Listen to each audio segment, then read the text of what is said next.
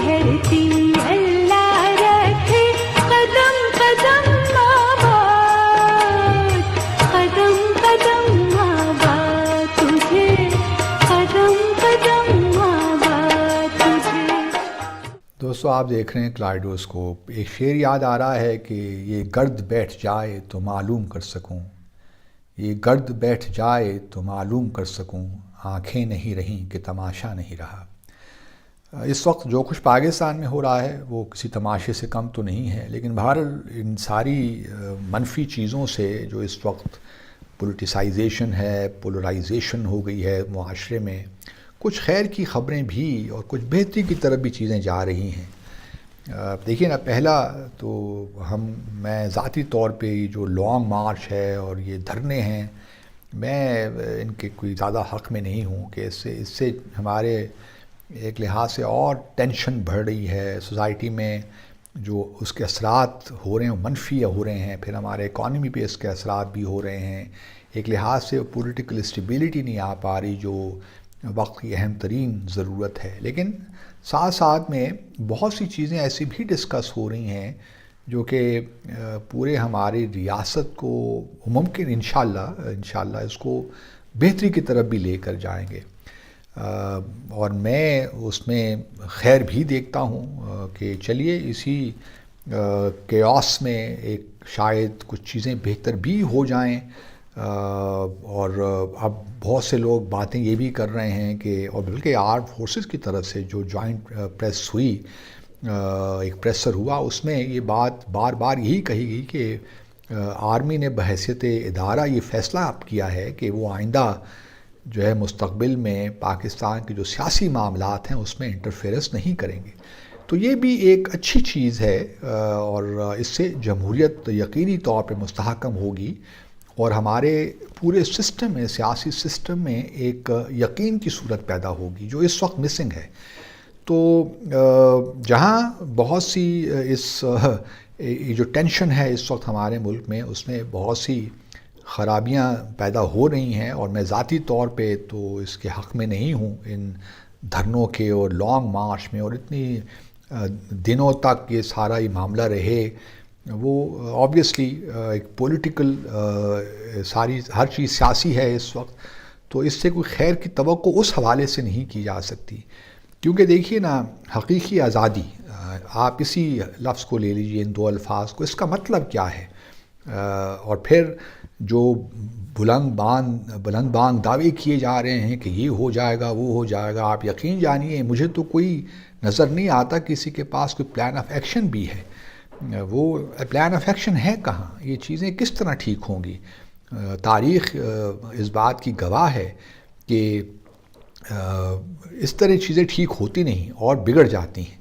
تو اس وجہ سے میں اگر الیکشنز اپنے وقت پہ اب ہونے دیجئے، جہاں تک میری رائے ہے، اس اسمبلی کو میں نے پہلے بھی کہا اپنا وقت پورا کرنے دیجئے، اور اس دوران ساری سیاسی جماعتوں اور خاص طور پہ پی ٹی آئی، اس میں بھی اب کوئی شک نہیں رہا کہ Imran Khan is one of the most popular leaders in Pakistan, اور سیاست میں اگر وہ ڈسکوالیفائی بھی لیٹس سے ہو جاتے ہیں تو پی ٹی آئی بہرحال اپنا ایک مقام رکھے گی جب تک عمران خان ہے، تو عمران خان کو آپ سیاست سے الگ نہیں کر سکتے، یہ بات بھی فور گون کنکلوژن ہے۔ میں اگر عمران خان کو ایڈوائس دے سکتا تو یہی کہتا کہ یہی آپ کا وقت ہے کہ آپ اپنی پارٹی کو اندر سے مضبوط کیجئے، اس کو انسٹیٹیوشنلائز کیجئے، اور کیونکہ یہ بہت پی ٹی آئی ایک ایسٹ، پولیٹیکل ایسٹ ہے، ان دا سینس کہ ہمارے ہاں اب تک ایک موروثی سیاست کی بیماری بھی پاکستان میں رہی ہے،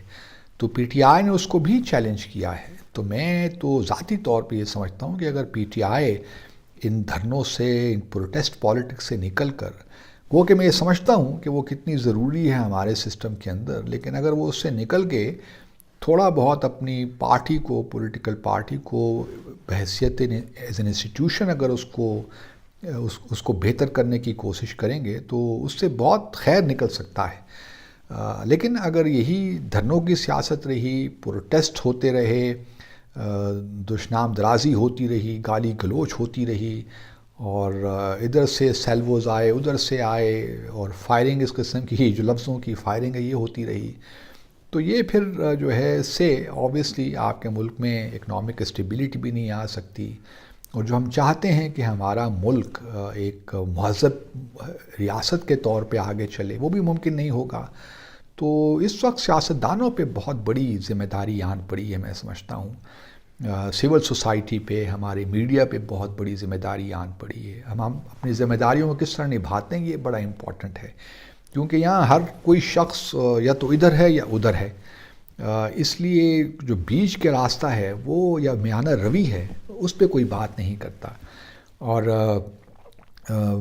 میں ذاتی طور پہ یہ سمجھتا ہوں کہ تھوڑا سا ٹیمپریچر کو نیچے لانا چاہیے دونوں اطراف سے، اور مل بیٹھ جائیں، کچھ ڈسکشن کر لیں، کوئی حرج نہیں ہے.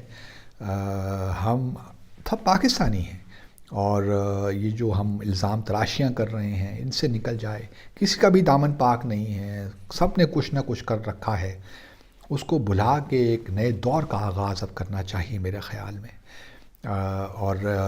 اور ایک جس طرح بھی ہے ایک انڈرسٹینڈنگ ڈیولپ کرنی چاہیے. اور یہ موقع ہے کہ جو چیزیں کچھ بہتر ہوئی ہیں ان کا فائدہ اٹھا کر ان چیزوں کو مضبوط کرنا چاہیے. اور جو ہمارا ایک سیاسی کلچر میں جو بے یقینی کی صورتحال ہے اس کو بھی ختم کرنا چاہیے. ان اسمبلیوں کو اپنا وقت پورا کرنے دیں، خدا را الیکشنز کو اپنے وقت پہ ہونے دیں. جو تبدیلیاں بھی آنی ہیں، دنیا بھر میں آرمی چیف تبدیل ہوتے ہیں، کسی کو پتہ ہی نہیں چلتا. اگر میں آپ آج سے پوچھوں سب سے پاکستانیوں سے کہ ذرا کوئی بتا دے کہ بھارت کے آرمی چیف کا نام کیا ہے، تو کسی کو ہی معلوم نہیں ہوگا.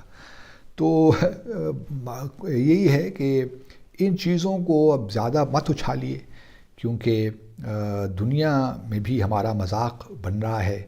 اور خاص طور پہ جب میں بھارت کا میڈیا پڑھتا ہوں تو ان کی تو خواہش یہی ہے، اور جو مضامین وہاں لکھے جا رہے ہیں کہ پاکستان کے عوام اور جو ہماری آرم فورسز ہیں ان کے درمیان خلیج بڑھے. اور یہ کسی طور بھی مناسب نہیں ہے، کیونکہ آرم فورسز بہرحال ہمارا ایک بڑا وقار ہے، ہمارا اپنا انسٹیٹیوشن ہے.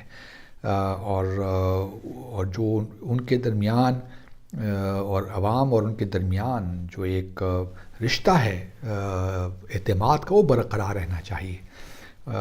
کیونکہ اگر یہ اعتماد کا رشتہ نہیں رہا تو پھر پاکستان کا بہت نقصان ہو جائے گا. تو اس لیے میری سب سے یہی استدعا ہے کہ خدا را ان معاملات کو ٹھنڈے دماغ سے سوچیے. اور آپ کی کسی چیز سے گو کہ اگر آپ کو پولیٹیکل فائدہ بھی ہو رہا ہے، لیکن آپ کے پولیٹیکل فائدے سے ریاست کو نقصان پہنچ رہا ہے، تو پھر وہ پولیٹیکل فائدہ کسی کام کا نہیں ہے آپ کے.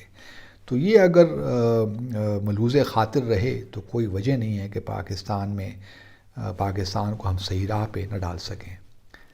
کلائڈوسکوپ دینے کا بہت بہت شکریہ. سونی دھرتی